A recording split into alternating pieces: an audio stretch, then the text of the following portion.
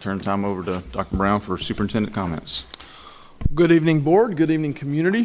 Staff, thank you for being here this evening. Exciting time as we're heading into December, or I guess we are in December. So few notes that I have written down. First off, I want to congratulate the board again. They received this exemplary, nice award over last week in Atlanta at the Georgia School Boards Association Conference. So congratulations to them for that. And then also have a GSBA Leading Edge Award, which was presented to the board as well. Dr. Hargreaves mentioned that during her presentation this evening. Also want to say congratulations, Ms. Wheeler was recognized as service on the board. And I think it's, 19 years, Ms. Wheeler? Yes, this is 19. Yes, 19 years. What a, that's...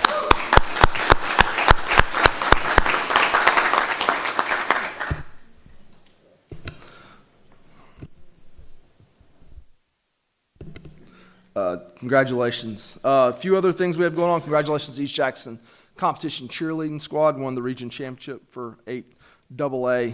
The esports team at East Jackson High School finished in the Elite 8 out of 140 teams. So excited to offer that opportunity to students. This is in our second year.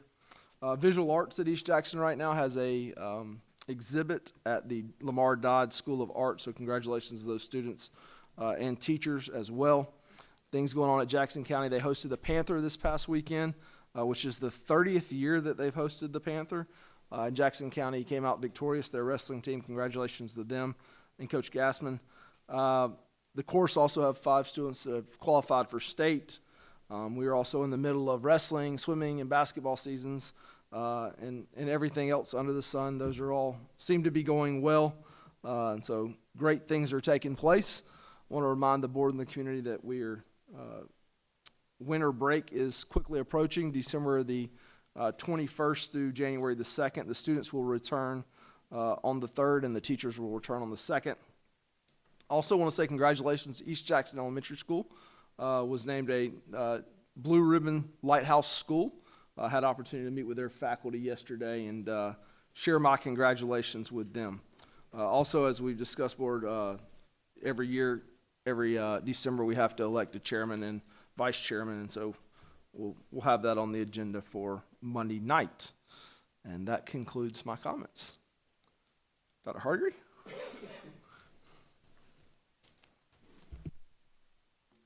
Well, good evening, and thank you for the opportunity to share some of the things we have going on in our teaching and learning team.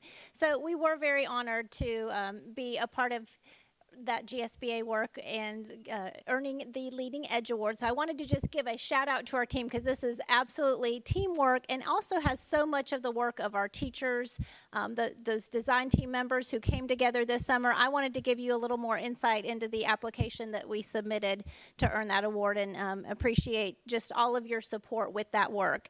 So we submitted an application, and it's kind of small text here, but let me just give you kind of the gist of it.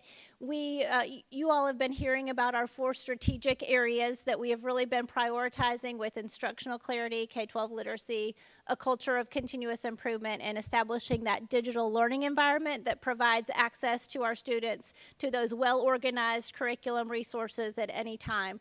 So what we submitted was really just the work that we did in our design teams this summer to establish those curriculum resources that we have now organized in Canvas so that any classroom across our district has the same high-quality, well-organized curriculum resources. Any teacher can access those materials. And then, of course, the implementation of our common assessments that just really sets that same clear, high expectation, well-aligned to the standards. And it really lays the foundation for the work in our PLCs, our professional learning communities, which are those grade level or course teams that get together weekly and get to that instructional conversation about, okay, your kids did really well on this, my kids didn't do quite as well. Let's talk about how you presented this material, what kind of activities are we doing, how are we getting our kids talking about the content, writing about the content, reading about the content.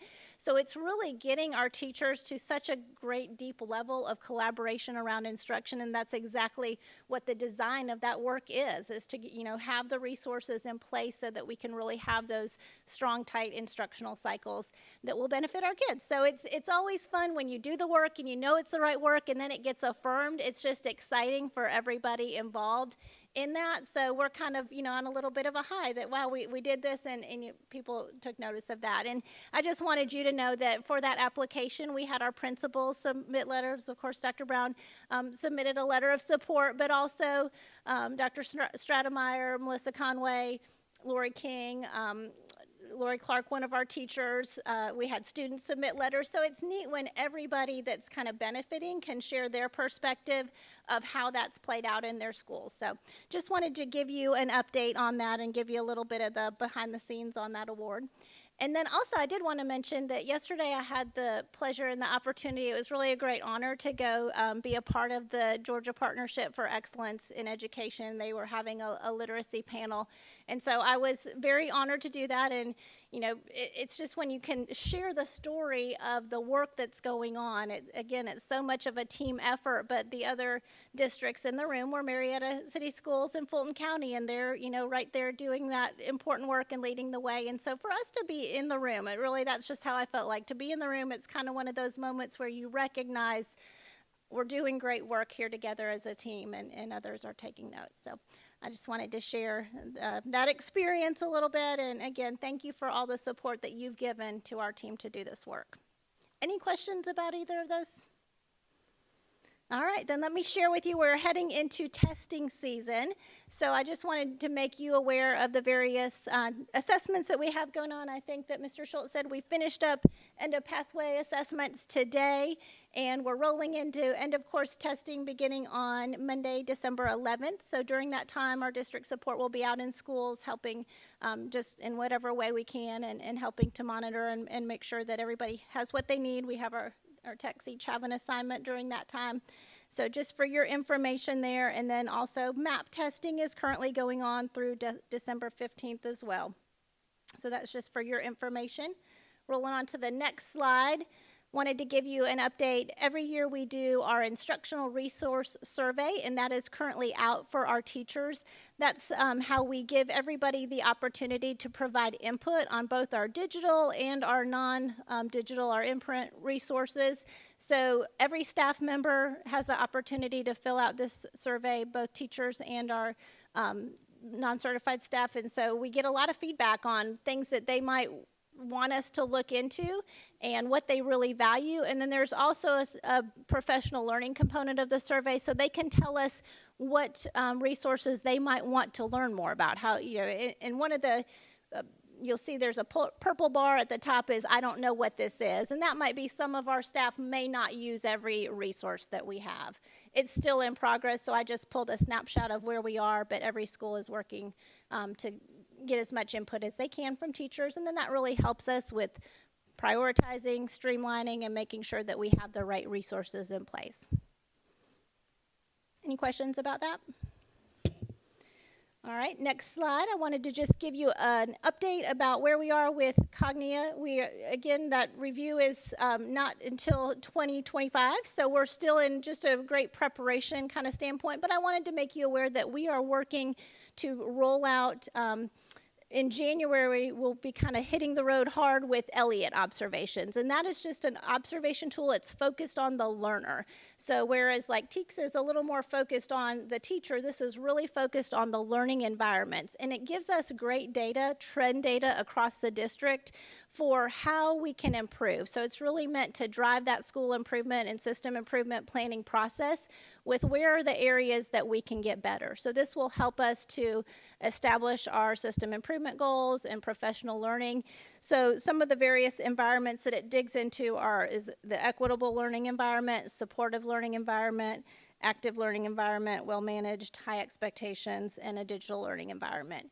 And there are multiple components within each of those. And it's one of those where it would never be appropriate, you know, to hit all of those in one particular class setting, but as we do Elliot's, our goal will be to try to get into every classroom at least once between now and the end of the year.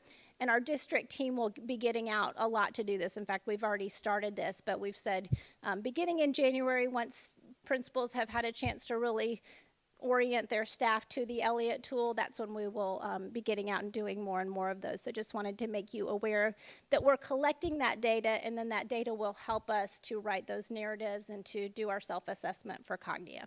And then we also do have an open survey out there right now for input, again, that will give us data for Cognia. So there's a staff, a family survey, and a student survey that's helping us collect that information for Cognia.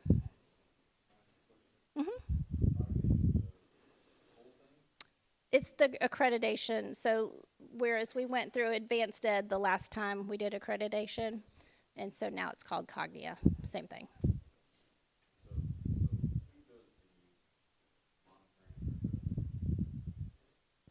The actual review. So we will have a lead evaluator, and once we roll into our evaluation year, we'll start working with that person on a regular basis, and it will actually be all virtual this time. So we're really telling our story through all of the pieces that we put together. So we're doing the Elliott observations. They actually will not come out and do Elliott observations. It will be based on what we provided them. But they want to see that we've done a good sampling of those observations over a period of time. So that's why we're getting started now with really collecting that data. But and that's where it's really going to help us. All of the pieces that we've put in place with organization and really solidifying our processes for system improvement planning and school improvement planning, now it'll just be about collecting all of that evidence and telling our story.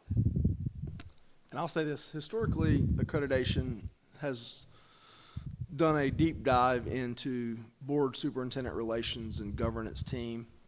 And they're going away from that with Cognia to look more at what's happening instructionally inside of the schools instead of what the governance team is doing or how we're acting. They're looking more at really what's happening and what the outcomes are for students.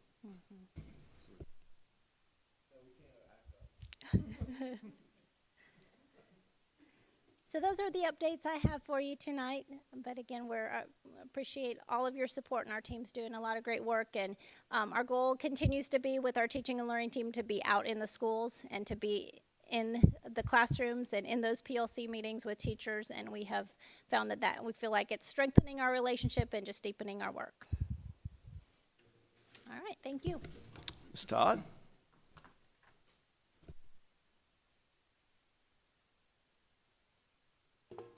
Well, good evening.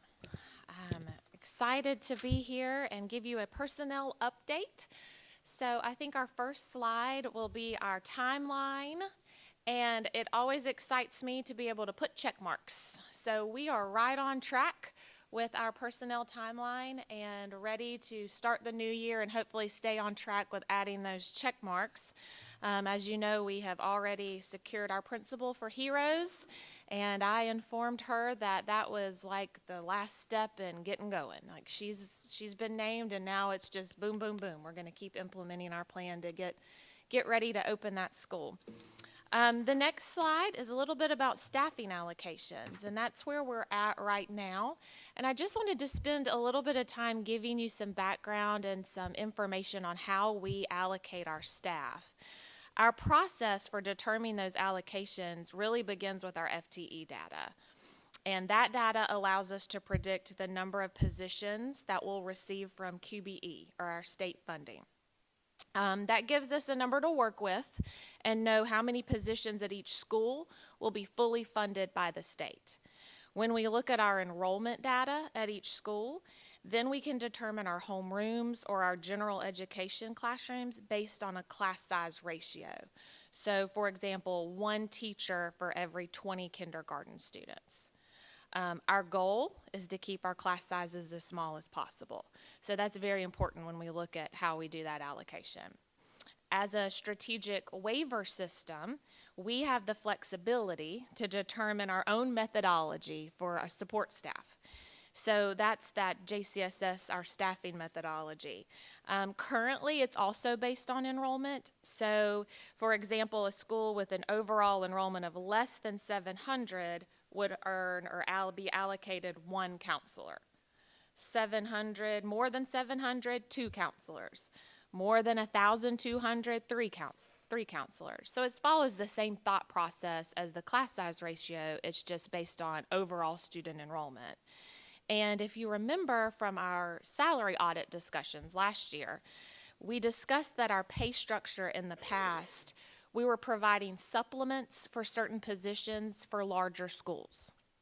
And our current revised salary structure is focused on that equitable value of that position. And then this funding staffing methodology allows us to allocate resources to those schools that might have a larger enrollment. So it also allows us to look at the schools that have higher populations in English language learners, special education, students who qualify for early learning. The methodology allows us to allocate resources, that personnel, human capital, to those schools with those populations or with a higher enrollment, while still valuing the position there. The way we were structured in the past, we were just doing supplements, but we're really focusing more on making sure humans and personnel are allocated to support those students. Process is done in collaboration with finance because they know the money. Right? And but assigning personnel has so many HR factors like certification, training and experience, and those factors have got to be considered when you're staffing a school. It can't always just be about the numbers, Anna, sorry. So, next slide, we do have to consider some numbers. If you see from these charts, this is just a snippet of the earnings sheet that we get from the state each fiscal year.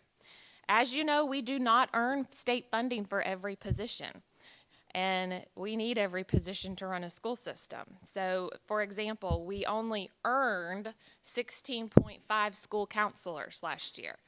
We have 23 because we have to ensure we have support in place for our students that is accessible, and half of a counselor here and there is not what's best for students.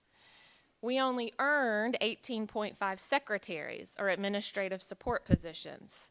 We have 64 district-wide because we can't run a school without an effective front office staff, and we can't run the district without support staff. So we always know that we'll have to set aside some general funds to ensure we've provided our schools with efficient staffing. But our goal is to maximize that funding we get from the state. We need to ensure we're funding positions with local funds, but we also have to make sure we're being good stewards of our taxpayer dollars. So if you can see, our focus is going to be on that class size, and if we add positions, we want to make sure it's based on class size or school improvement goals and needs. Over the past 2 years, with all the growth hitting us essentially out of nowhere, we noted a trend in our payroll and that it was outpacing our funding. And so you see the little graphic down there where the arrow's going up one way and there's a huge gap in between there. I am certain that is most certainly due to the fact that our schools were growing at exponential rates, and we were wanting to make sure our schools had the support they needed. But in some cases, I think we might have outpaced ourselves in terms of overstaffing in some places. And I will say, as an HR professional, I would much rather be overstaffed than understaffed. So I appreciate it, but the goal is to keep the distance between those two arrows as close as possible. We know we're going to have to, we'll never see, it's illogical to think those two arrows will ever be on top of each other, exactly aligned, because we're always going to have to use our local funding to assist with staffing, unless the state changes their funding formula. But don't think that's happening anytime soon. So it's reasonable to have a gap there that we have to fill with general funds. But the goal is to keep them as parallel as possible. So when we look at our allocations, that is exactly what we're trying to do. Any questions about allocations before I move on? Okay. I just think it's important for us to know, too, grow and have to hire more teachers for that particular school year, you don't get any state monies for those people. We just have to eat that ourselves. And then we get state money later on. Yes, ma'am. It's always lagging. Understand how that works. That's correct. But the goal is to make sure you're thinking forward and looking at those school improvement goals. And if our focus is going to be small class size, then we make sure that's where we're allocating. If our focus needs to be on supporting EL learners, then we need to make sure that's where the focus is allocating and keep it equitable. So, any other questions? All right, the next slide is just some preliminary retention data. Our letters of intent went out on November 27th, and they went out to our school-level staff members. It asked them to indicate their plans for returning for next school year. They are not due officially until tomorrow, so this is data as of this morning. We've received about 85% of our responses for those who were surveyed, and it's very promising. This data shows that the majority of our staff plan to return next year. Based on the data from this morning, that's a 97% retention rate. But you'll see I have an asterisk by that 97% because this is very preliminary data.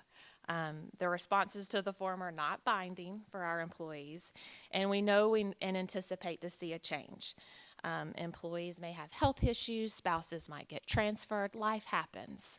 And so we know that there's a lot of factors there that this number could change, but this preliminary data is extremely encouraging for us to plan for staffing. All right.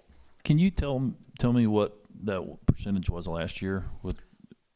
At this time, Yeah. from the letters of intent, it was 96%.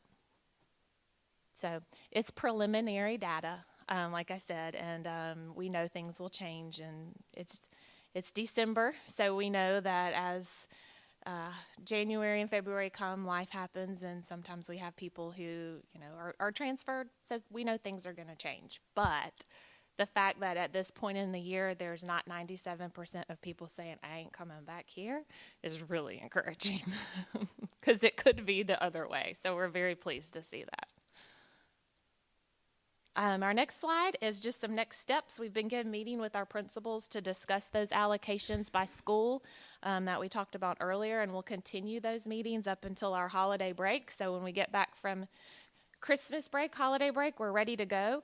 Letters of intent are due tomorrow, so we'll finalize all of that data and get it in the hands of our leaders. In January, we'll start our transfer interviews for heroes first, and then provide the opportunity for any other staff member who asks to be considered for a transfer at those schools that have vacancies. We will monitor our enrollment daily, sometimes hourly, and adjust those ratios and allotments as we see trends in our enrollment. And ready or not, hiring season starts in January. So it's important that as we're made aware of retirements and resignations, that we work quickly to find those qualified candidates as soon as possible. We also have our career fair coming up in January. I would love if you'd help us spread the word. It was very successful last year, and we anticipate it being successful again. That will be for all positions, certified and classified. Any questions? Thank you for all you do. I appreciate your support. Thank you, Ms. Todd. Mr. Hooper? Good evening, board. Good evening to you, Dr. Brown. I've seen you all day, though, so want to highlight a few things occurring inside public relations. We're not quite halfway through our school year, but obviously we're planning ahead for next year already. And one of the things we've done is make our course offerings for our high school students a little more digital this year. We're replacing our program of study that was a book that was available online, but in a PDF version.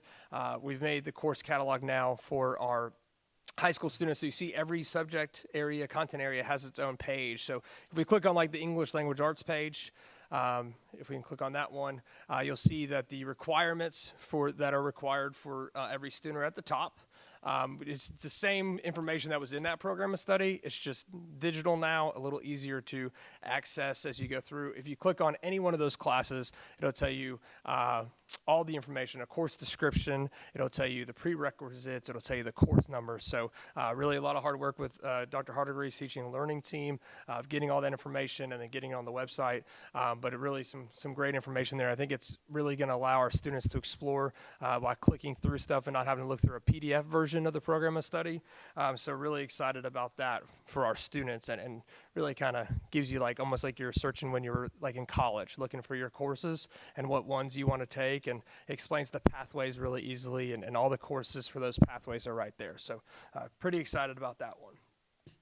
Next item I want to publicize is our recap of our Thanksgiving food drive that we had. We held donations on November 10th. The Empower Gymnasium, a large amount of donations were given, but on the 17th was our giveaway day where we identify families, and this photo right here is us receiving 100 baskets of food and 100 frozen turkeys from a local realtor. We were able to assist 150 families with Thanksgiving food, and it's really the work of our social workers, and we've got 2 of them here tonight. I want to recognize all 4 of them: Rachel Duke, Destiny Silich, Hannah McEnroe, and Stacy Monroe. Like I said, 2 of them right there.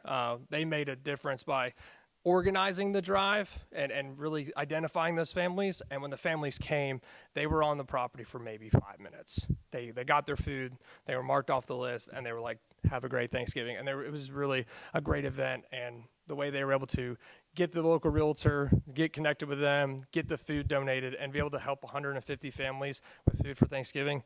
It's work like that, to me, when I'm in my public relations role, that really, I think, separates us from other school systems. So really want to commend them and thank them for being here tonight.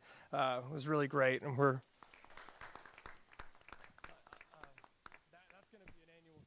That's going to be an annual Thanksgiving food drive that we started talking about it in the summer. So we'll schedule another meeting for August and get it rolling for next year. So third item on the list tonight, I'm happy to share that our Heroes Elementary School website is up and running as of this morning. So cutting that one close for the meeting. But the URL is hes.jacksonschoolsga.org.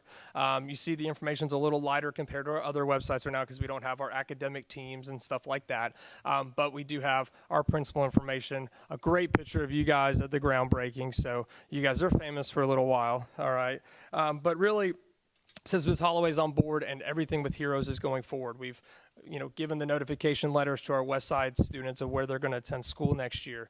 And now people want information. We're getting emails about, hey, I want to be involved in the PTO. How do I do that at Heroes? People want information, so this website's going to play a critical role. We also have a Facebook page for Heroes Elementary School up and running, which already has over 250 likes. People are wanting that information, so it's great to get that information out. Obviously, when Ms. Holloway gets on board in January, we're going to say, hey, anytime you need information out, this is where it's going to be, and to drive people there. I also want to note that those notification letters were sent out before Thanksgiving to all of our families. We are, going through the House bill process right now for our elementary schools. If they want to attend one of the other ones they're not zoned for, our community has till the end of December. We have less than 5 that have been submitted so far, so we're in a really good spot with that. Obviously, that's going to help determine our enrollment for those schools, which is going to help Ms. Todd and those leaders determine staffing. So. Final thing tonight, if you don't have plans Tuesday night, I got you some plans. Just want to let you know, I've dubbed this game the Hometown Showdown. Just something I came up with. I don't know. I think it sounds pretty cool. But Jackson County, East Jackson, on the hardwood. If you were at the football scrimmage, you guys saw the turnout that was there. These are regular season games, so really looking forward to a great turnout. You got JV boys and then the varsity teams. So if you need something to do Tuesday night, it's another great opportunity for our community to get together and celebrate a bunch of student athletes on the floor. And favorite part about high school basketball, especially when there are games like this, is the student sections. They're so much fun. Just stand there and watch those kids have a lot of fun in the crowd. So Tuesday night at East Jackson High School. So Thank you, Mr. Hooper. questions? You can definitely tell, Mr. Wester, as you're coming up, you can tell Mr. Hooper hasn't been a high school principal. Mr. Wester and I would agree that student sections are the, I don't understand how you don't have any hair and Mr. Wester and I still have hair dealing with student sections. This is not wisdom, Ed. This is not wisdom. This is stress. Student section stress right here. That's what this gray is. We love our student section, though. The spirit is always awesome. Well, good evening, board. Thanks for a chance to just share a few things from the student services side. First, let's talk about enrollment for just a moment. The count in November was 10,667 students in the Jackson County school system. And that is up 32 from the previous month and up 567 from our ending enrollment last year. So we are, as you may have guessed, still growing and continue to do that. The enrollment growth over the last month was relatively steady across the schools. We had almost all of our schools increased by at least one, and the most was a school, East Jackson High School grew by 8 last month. So we saw a little bit of a flux there. But otherwise, we do see steady growth, and we anticipate that to continue as our community continues to grow. And any questions about enrollment? Yes, sir.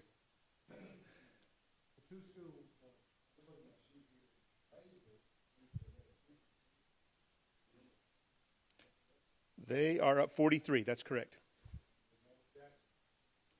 Well, Jackson's up 48. That's correct. So they are growing. Yeah. Correct. Especially when you look at it as a percentage, Maysville's growing at a greater rate than some of our other schools. That is correct, and so is North. Yeah. By terms of sheer volume, I mean Jackson County is up 257 from the end of last year. Of course, that's a high school with more students. Correct. But for Maysville, you're right. It's growing. Very good. Any other questions about enrollment for this particular month? And I'll say this, this is probably going to be one of the more challenging things that we face is predictability with growth. And we're trying to stay on the front end of predictions and forecasting, but it's extremely challenging. I mean, we registered 14 kids in the last 2 days. And, they're scattered across different schools. So it's going to be, I think that, this is one of the things that the board saw every month when I got here. And at first I was wondering the reasoning behind it. And now as I see us and how fast some things are moving, this is a great piece to look at every month. But it's going to be incumbent on Mr. Wester and I to keep a pulse on where this growth is taking place so that we have an idea and can make predictions and forecast the future. We'll do our best to keep you abreast of how things are moving. So the second piece for me to share tonight is just an update on our strategic planning process. As you know, every 5 years, our district undergoes a strategic planning process, which creates a 5-year plan through which then our district tries to work toward those objectives and goals that we set in the plan. You started that process with your SWOT analysis with the GSBA folks last spring, and that began the process. We had our community engagement meeting in the earlier part of the semester. We had over 200 people that came to that meeting, which was a great turnout. That combined with the survey results that we got through the GSBA, where over 300 respondents responded to the survey, provided us with some critical information. And Tuesday of this week, on the 5th, we met together with our planning team. We invited about 30 of our staff from either the district office or the schools, teachers and administrators from the schools, and then 30 members of our community. We had 3 students, we had parents, we had the civic leaders and other folks that were with us, and we came together, and under the GSBA's facilitation, we looked at that data from the survey and from our community meeting and from your thoughts on our strategic plan and the strengths and weaknesses of our district, and we started the process of planning for the next 5 years, and it was really a great meeting. I thought a lot of great ideas were shared, and we began the process of looking at our district vision and mission and the learning objectives that we have for the next 5 years. And so that process is now underway. We will take the data and some of the thoughts and ideas that came together on Tuesday, and we will begin to meet as action teams in the new year. And those action teams will then take this information and begin to look at how we can actually set measurable and achievable goals for our students and for our staff. So we're excited about the process, and as we continue, you'll have certainly a chance as we get into the spring, once that plan is developed, you'll have a chance to look it over, give your thoughts, and approve it. And we're looking forward to that piece because it will help to drive our work for the next 5 years. So we are excited about that and grateful for the participation of so many to help us to set the direction for Jackson County Schools. Any questions about that? Excellent. Thanks so much for your time. Appreciate y'all. Thank you, Mr. Wester. Ms. Dodge?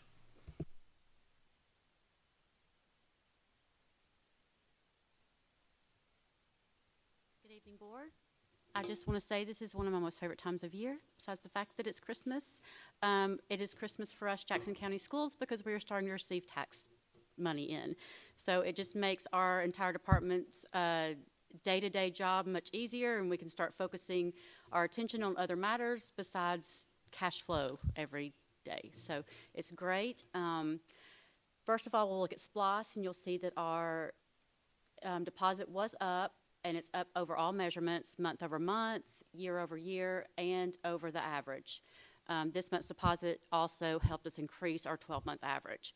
The next couple of months should be even better because we'll have holiday shopping in there. So we should be looking really good, and it's putting us in a good place. And we're just going to keep hoping those deposits go up so that we can just keep moving on Heroes and all of our other facility needs. And then if you want to look at general funds, we are actually right at where we should be at this point in the year. Actually, this is October. There we go. If you take out the open purchase orders, we are at 42%, which is exactly where we are with the percent of the year that's completed. So we have actually, where we were a little bit above the percent of the year completed in the last couple of months, just with the beginning of the year expenses, we are now starting to see that level out. So we are right where we should be with that. And then if you want to look at our fund balance, you can see that it's still above where we were last year, but it's all about timing now. It's about timing of when we get that tax money in. So we actually today deposited $17.3 million. We got disbursements. So it just depended on when the tax commissioner issues that money to us. So we are looking good, and cash flow's looking good, and we're ready to just keep moving on. Any questions?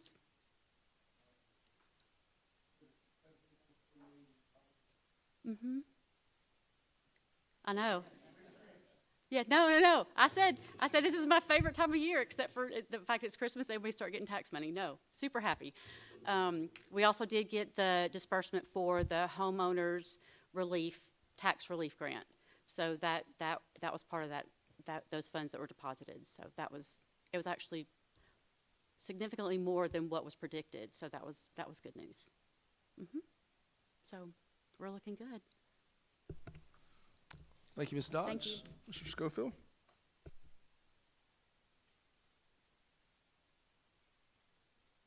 Thank you, Dr. Brown and Board. Appreciate the opportunity to come once again. Give you some updates on the operations side of things. We have a few items to present as well tonight. Just a few items to remind you. The annual school bus inspections have been carried out this week. Motor Carrier Compliance Division has been in town and up at the shop, finished those inspections today, and Mr. Peterson will give us an update on that shortly, but that's always an exciting time of the year for that group. Give you an update on the furniture bid for Heroes Elementary, as we're excited about Heroes opening up. We've got to move forward with that. That bid is out on the street at this point. We anticipate receiving those next Friday, the 15th, not tomorrow, but a week from tomorrow, and we will be we'll review them and analyze that information and anticipate presenting an award or a request for you all to approve that award during the January board meeting. Also around the district, we're updating our Centegix badges. Mr. Kent has been in and out. As you all know, we carry these around. I think it's been very beneficial for our staff and students from an alert point, being able to notify staff and get information out as soon as possible. But Centegix is going through some updates and updating all the flashers, all the bulbs across our district, and part of that is everybody getting a new badge. So Mr. Kent spent each day at a different school. I think he's going to finish up tomorrow at Jackson County High. Can't say enough of the support of our staff at the schools. Had an admin or someone always helping him. And also Rusty and some of the technology team have stepped up as well. So we appreciate that group for being available to help us get through this process. I think we had about 7 or 8 days to get it done and before we transition over.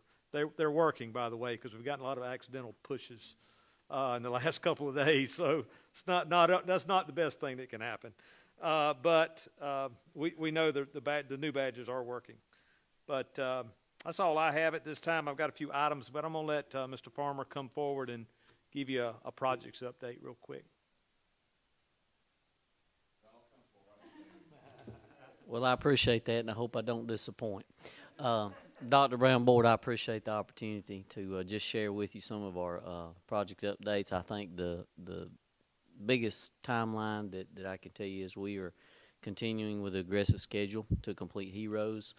One of the things that we're very proud of is December the 21st is our 50% completion for the fire marshal inspection, along with the lighting test for our vent hood in our cafeteria. So we're very excited about that.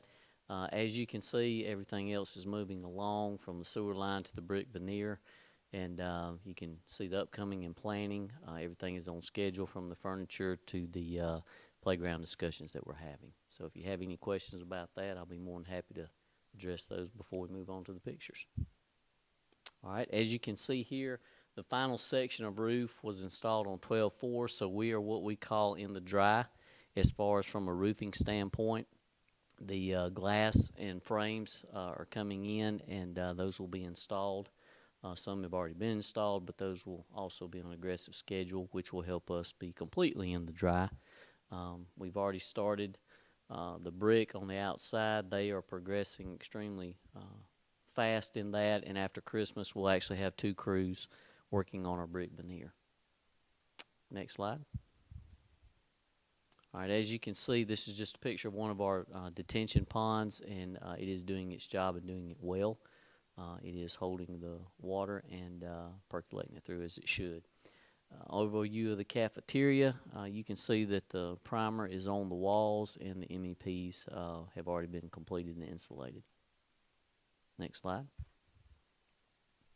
Just a typical classroom view of the MEPs. First floor overall status, as you can see, it's well underway, and the block primer is also in place. Next slide, please. A lot of work going on in the media center and the admin area. This is an area that's being pushed so we can once again get it in the dry. But as you can see, the walls will start to go up, and the MEPs are well underway. Third floor looks a little different than the first floor. If you'll scroll back down just a little bit, please. You can see the third floor looks a little bit different than the first floor, but the third floor is moving along also. And the last 2 slides that we have are the overview of the school. And you can just, this really encapsulates how much work has gone on from the beginning when we started back in the summer. So any questions? All right. Thank you. Thank you. Dr. Brown Board, thank you.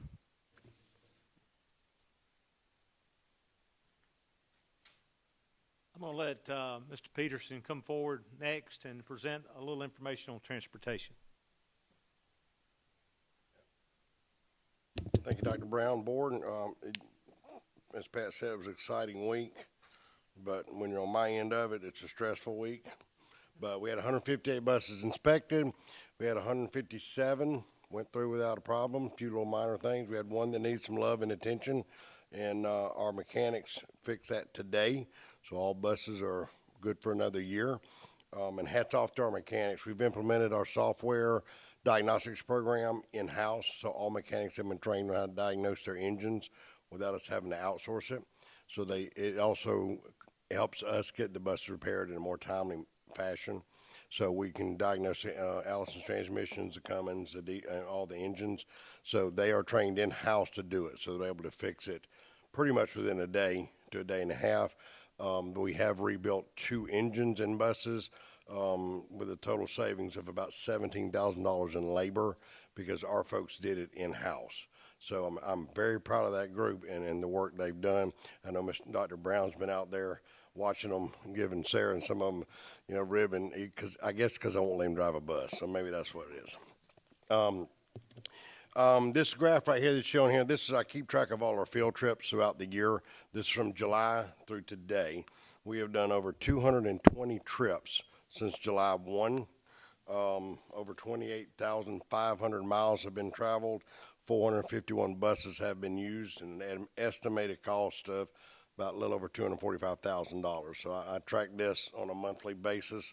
Right now we have 3,406 accounts set up in our Here Comes the Bus app, which is exciting, and we do have folks calling each day. We've gotten all the little bugs and kinks worked out, so it's helped a lot of parents, and we've reduced our phone calls tremendously between that and our GPS. You know, when they call and say we didn't stop there, and I can tell them, I see when the yellows, we can see when the door opens, yellows come on, reds, so we know exactly what time they stopped, and that helps the parents more efficiently. Hey, the bus is coming. So we're excited about that. Right now we're averaging about 3,617 elementary students transported daily, 2,076 middle school students daily, and 2,084 high school students daily, for a total of 177 students averaging daily. So we're seeing an increase. We're adding students every day, just like we're enrolling students. So we're excited. We have new trainees. Actually, we've had 2 to 3 new trainees every week for the past 6 weeks. So we're getting buses so that we can better equip those routes to run more efficiently. So that's all I have, unless you have some questions. Thank you. Yes. Oh, I'm sorry about 1 grade 2. Yes, sir. The engines that we put in, the rebuilt engines, well, one was 7,700 and one was 7,800. So the labor always outweighs the engine part. And you know, the guys are tasked to shop for pricing. It's not just let's order it straight from this place or this place. We don't do rebuilt parts, but we also want to make sure we get the best quality part for what the stakeholders want us to do with their money.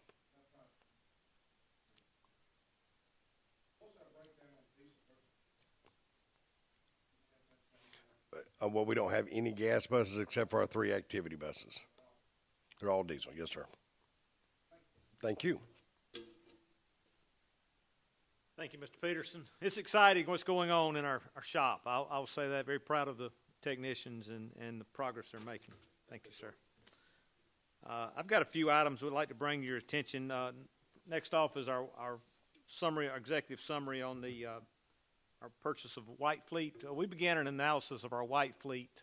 These are vehicles used by our transportation staff, by our facility staff, by other staff members across the district, technology, social workers, and other staff members. But we began an analysis of this over a year ago. Maybe considered other options, tried to consider all options. We talked about lease purchasing some items, working with a leasing company, letting them take over our fleet.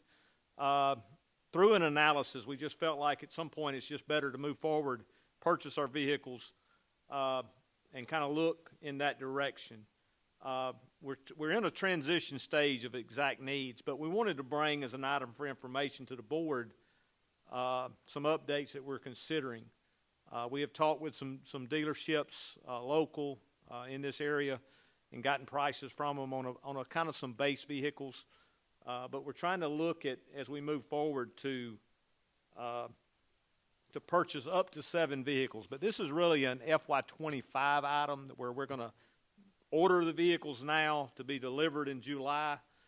So pending approval, pending the availability of funds with Ms. Dodge, as we've discussed this with her, we anticipate putting this in our budget, but we need to go ahead and get them on order at this time.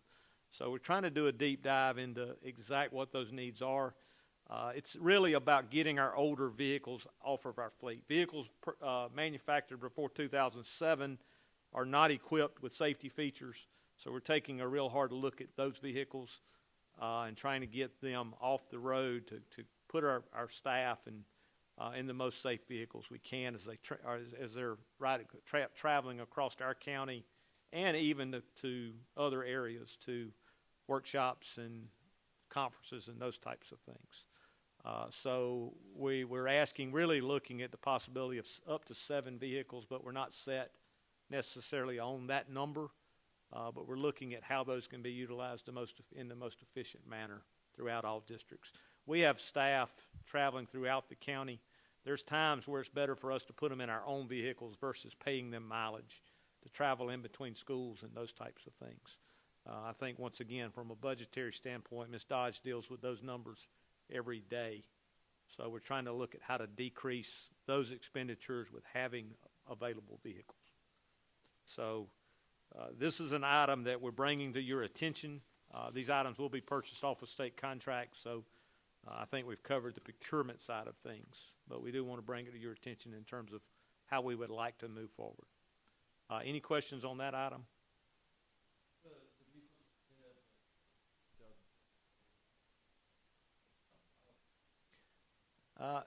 Most of those vehicles are very limited in mileage at this point, to be very honest with you.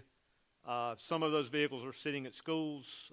We have 2 Crown Vics that are older than, I think they're 2007 models. I hadn't checked the door on them. I need to check the door panel. I think they're older than that. I think we purchased them from the county at some point. But, I mean, those are just vehicles we need to surplus and get them out of our fleet. I don't have the exacts on that, where all these vehicles are, but what we're trying to do is assess that and trying to get to the bottom of how we're using them. So some of them we'll get rid of, but some of this upgrade is to having vehicles for us to travel around in, so that we're not having to write up a travel sheet and those type of things. Some of us don't do that, but many of our staff do. So I think it's just for ease of operation. Yes, sir. Looking at a small SUV, maybe a Ford Edge is what we've been pricing, and try to get comparable prices on something like that, that type of vehicle. We have maybe needs to pull bigger trailers and things. We have the band. We have football teams that need trailers, so they may need an F-250. That's a vehicle we had considered. We'd looked at an Expedition, but it's not quite big enough to haul, to fulfill those needs. So we're just trying to be realistic of what our needs are.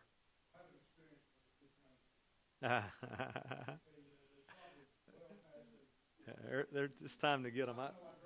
I know IT has one of those. Our social workers still have one, and we really need to get those out of our fleet. It's important to move past that. So we anticipate these purchases, the order happening soon, next month, within the next month, and then having these delivered in midsummer. Thank you. The next item is 2 action items to purchase property on the west side of our county. Just to be transparent, we've done all our due diligence on this property. It's a potential site for future schools. The site survey, geotechnical reports, all the wetland and stream delineation reports, which are very important, have been completed. We did an environmental site assessment, risk hazard analysis that was turned into the Department of Ed, and that was approved. So we've kind of done all the steps on this property. We're really asking for approval to move forward and be able to close on this property at this time. So this will be, our recommendation is to approve this and allow us to move forward with the purchase of the property on the west side of the county. Any questions? Mr. Schofield, by approving that, just want to make sure the board's clear, that gives me the authority to execute the contract and close on both of the zoo properties that are presented tonight. I just want to make sure we get that in the minutes of the board meeting next Monday night, if these are approved. We anticipate closing? Yes, sir. Next item is an action item also. Properties has come available adjacent to the Heroes Elementary property. There's 2 parcels there. One of the parcels is available to purchase, and we're requesting, once again, we've done our due diligence on that property.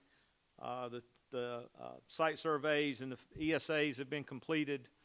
The due diligence that was necessary. We're just asking to be able to close on this property as well.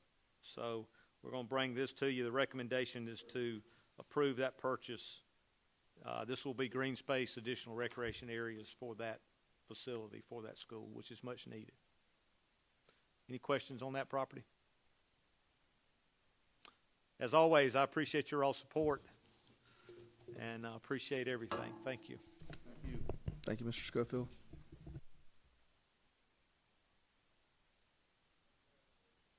Excuse me.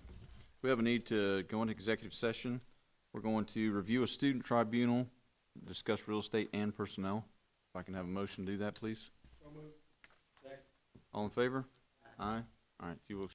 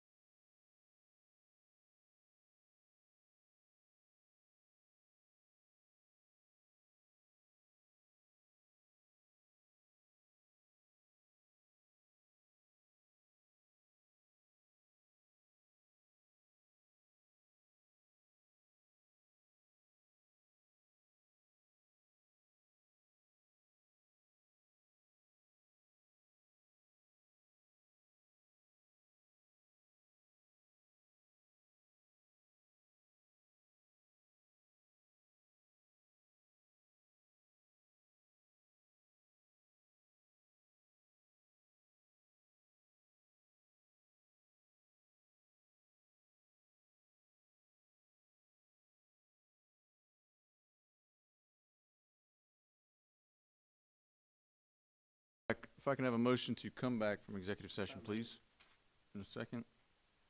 All in favor? Aye. Okay. We do have a need to vote on the personnel list. If I can have a motion to approve the personnel list as we discussed, please. All in favor? Aye. All right. Thank you, everyone. We stand adjourned.